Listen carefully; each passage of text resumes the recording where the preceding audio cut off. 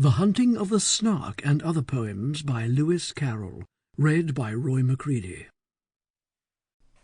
The Hunting of the Snark. Fit the First. The Landing.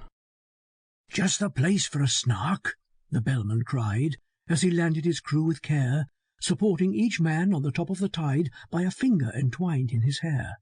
"Just the place for a snark. I have said it twice. That alone should encourage the crew. Just the place for a snark. I have said it thrice. What I tell you 3 times is true." The crew was complete. It included a boots, a maker of bonnets and hoods, a barrister brought to arrange their disputes, and a broker to value their goods. A billiard-maker, whose skill was immense, might perhaps have won more than his share, but a banker, engaged at enormous expense, had the whole of their cash in his care.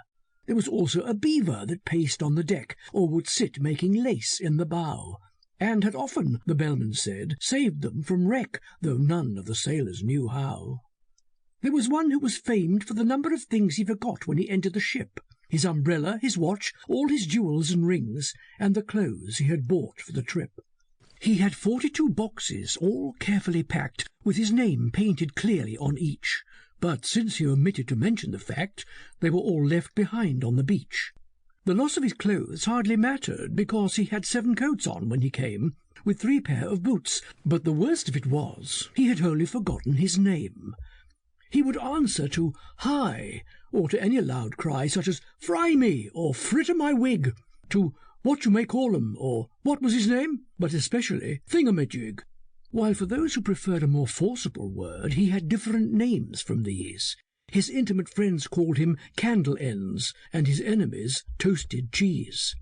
"His form is ungainly, his intellect small," so the bellman would often remark, "but his courage is perfect, and that, after all, is the thing that one needs for the snark."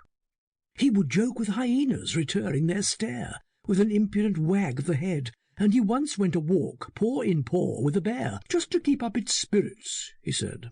He came as a baker, but owned when too late, and it drove the poor bellman half mad. He could only bake bride-cake, for which, I may state, no materials were to be had. The last of the crew needs a special remark, though he looked an incredible dunce. He had just one idea, but that one being Snark, the good bellman engaged him at once. He came as a butcher, but gravely declared when the ship had been sailing a week he could only kill beavers. The bellman looked scared, and was almost too frightened to speak, but at length he explained in a tremulous tone there was only one beaver on board, and that was a tame one he had of his own, whose death would be deeply deplored. The beaver, who happened to hear the remark, protested with tears in its eyes that not even the rapture of hunting the Snark could atone for that dismal surprise. It strongly advised that the butcher should be conveyed in a separate ship, but the bellman declared that would never agree with the plans he had made for the trip. Navigation was always a difficult art, though with only one ship and one bell, and he feared he must really decline, for his part, undertaking another as well.